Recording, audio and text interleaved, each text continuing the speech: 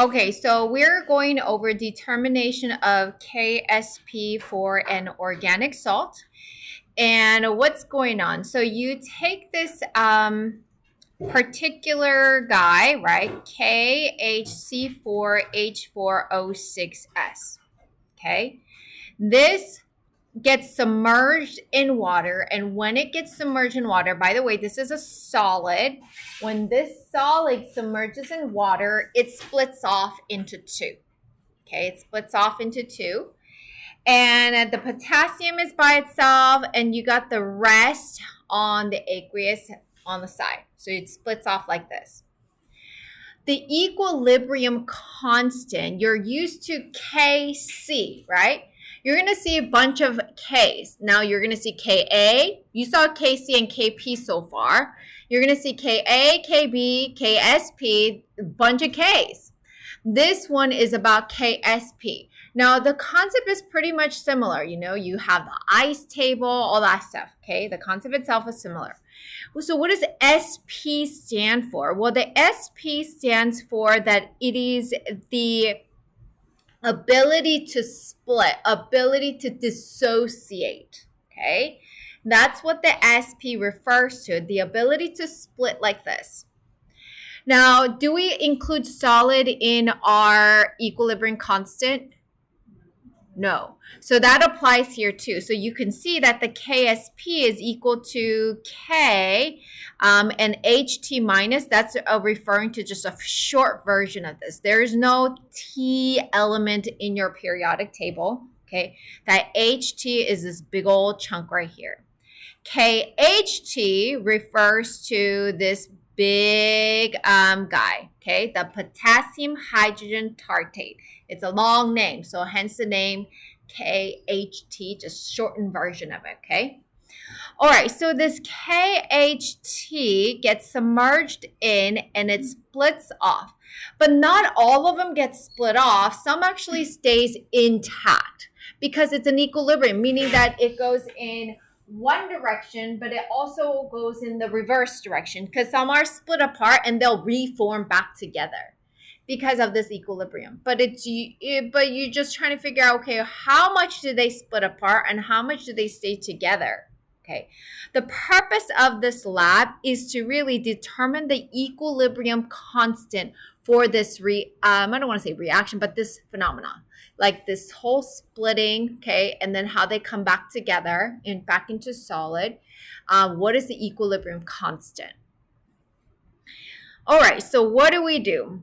Well, the thing is, once you put this in water and split the two, well, you need to know the concentration of potassium, right? The K, but you also need to know the concentration of this guy because if you look at it, the equilibrium constant, if you're trying to find the equilibrium constant, you need the K and the HT concentration.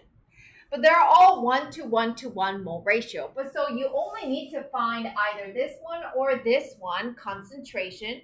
Then it's the doubling of it, meaning like squared of it, meaning like you could just square this and then you get this one. This and this value is exactly the same. Okay, so which one do I pick? Do I put the K or the HT? The HT is actually what we're going to be finding out, what concentration that is. Once we find that concentration of this, then we know the concentration of that because it's equal in value. You multiply the two together, then you get the Ksp. Sound simple? Okay, I know that sounds super simple, but to get to the concentration of the HT, it's just like a little complicated. Why? Because you can't just like look at it and you find the concentration. You have to take this is an acid, a weak acid. This weak acid needs to interact with a very strong base, NaOH. And we know the concentration of NaOH. Okay, we know the concentration of NaOH. That's something I will give you, or it'll be written on the jug, okay, base. And then you're going to do what is called titration. Okay, so this titration business, I'm sure you have done it in Chem 2 and Chem 1A. It's the one that your instructor gave you a headache where don't make it dark pink. You have to have it light pink. Okay, it's got those long burette, and then you were like swirling it around, and you were that one guy either never turned pink because you forgot to drop in the 3 drops of phenolphthalein, like you forgot it, or like you did 3 drops and all of a sudden it turned bright pink, and your instructor said go back and do it again. If your instructor said never asked you to go back do it again, then you didn't have me. Okay, if you had me, then I told you to go back and do it again because you had to achieve light pink, and you tried to put like some diluted with water and all that stuff, but didn't work out because I caught you, right? Anyways, the point is, or you did it as a lab practicum in the summertime. Okay.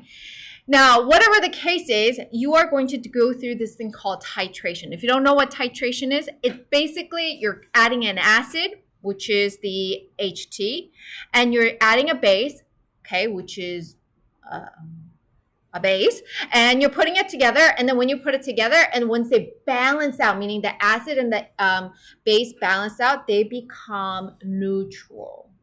And it's indicated by this light pink color. Okay, light pink color. Okay, so how do we go about this?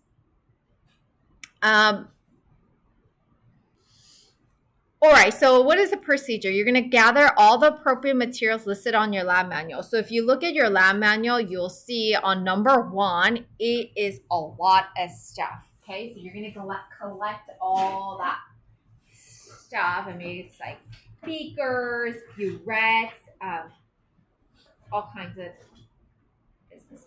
All right, let's go to that lab manual real quick.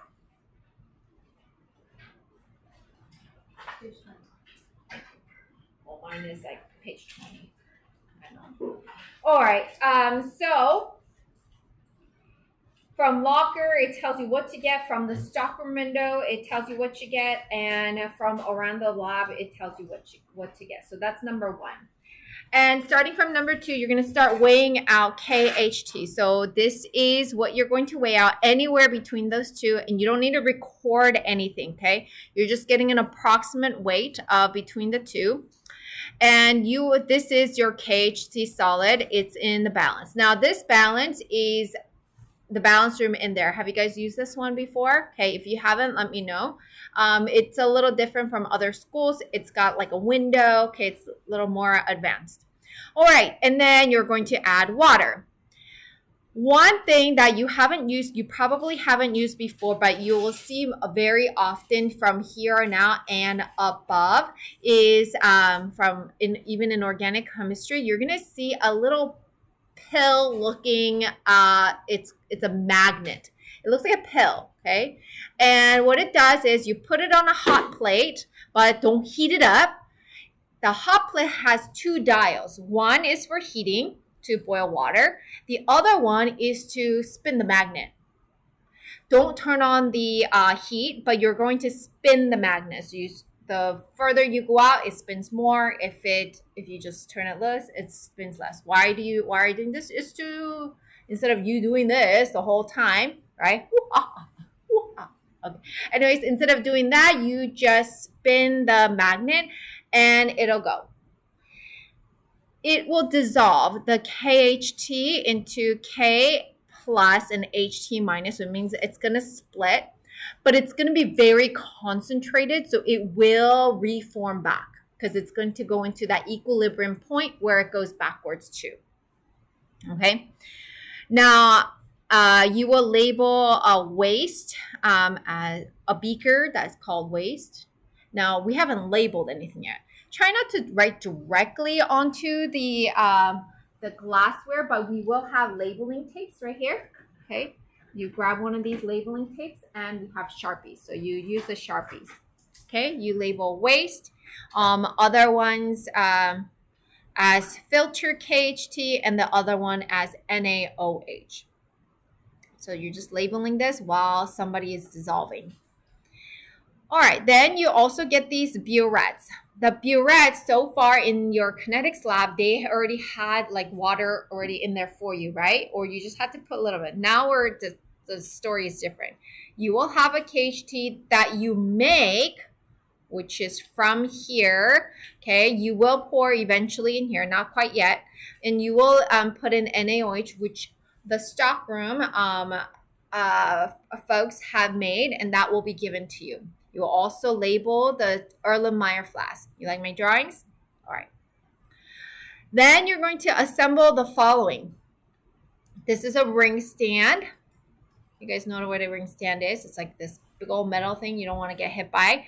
And a ring, clay triangle. By the way, it's shaped like a triangle. And funnel of filter paper.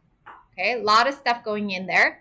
Why am I doing this? It's because I'm going to pour that KHP solution that you dissolved in there, because there's some solids there and I don't want the solids. I just want a concentrated version of that liquid, and I'm going to pour that in here. So this is a zoomed in image, and this is your KHC solid being collected here, and then you have the K and the H T split in a split form in the beaker. So that's where filter KHT is collected.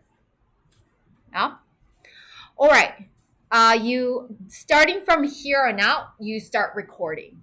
Okay, from here you start writing onto laminate. So up to here, there's no like writing how much mass or how much liquid you put in, none of that. It's kind of awkward because you would think there should be, but there isn't.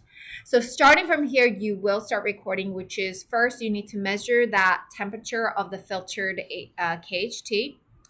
You're going to pour NaOH into this beaker, and I know it's a little blurry, but it says molarity, so you're going to record your molarity. It's written on the jug. You will rinse one burette with NaOH. Rinse means that you put a little bit of NaOH, you swirl it around, and you just pour it back into the sink. Same thing for KHT. You put it in, swirl it around. Now, I highly recommend you guys being very careful with the burettes. They do break easily, especially on the tip. So you pour it in and it goes in the waste. You pour a little bit in and it goes in the waste. It's just to coat the sides. It's just to coat the sides. All right. Then what do? Then you pour in your KHT and your NaOH to almost zero mark. It doesn't have to be at zero, but close to zero mark, close as possible. Then you start doing titration. How? First, in an empty Erlenmeyer flask where it says trial 1, you pour in KHT. But how much?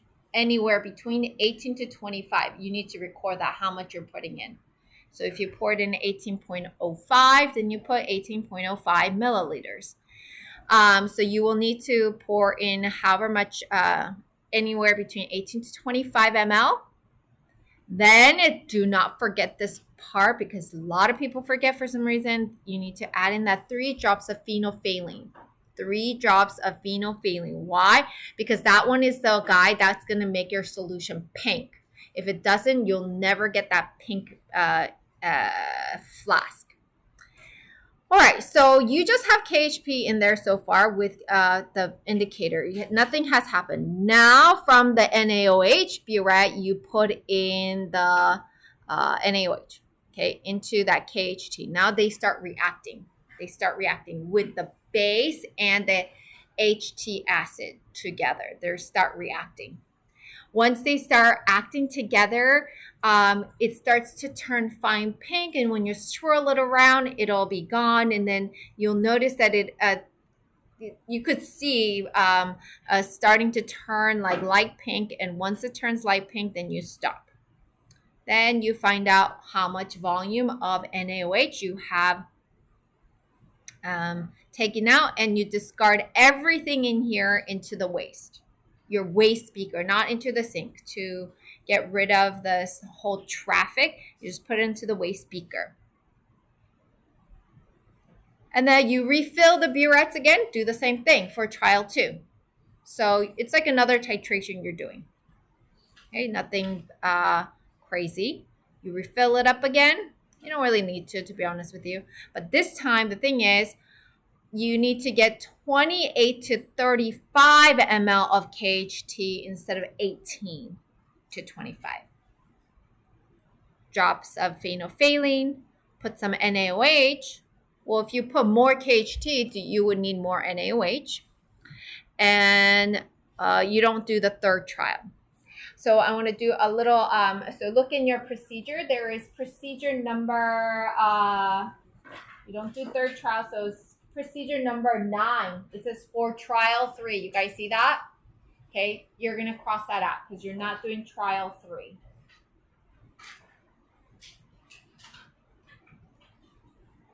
Everything does go down the sink this time, so there's no separate waste container for you. But once you have collected your waste into your waste container, just dump it out into the sink is okay. And then you clean up, okay? All solids go into the trash, like the filter paper, anything solid, and then we go into calculation. So this lab is actually done all in one day, plus the calculation comes in one day, okay? Now I want to show you a glimpse of the calculation, what it might look like, okay? So it's pretty simple, I would say, but just come with an open mind. You come with calculation. So once everybody's done, we go into calculation and we end the class. So it's a full-on lab. I don't have time to talk. You come in with your partner, just start right away. You don't need to like wait for anything because when 1:30 hits, what's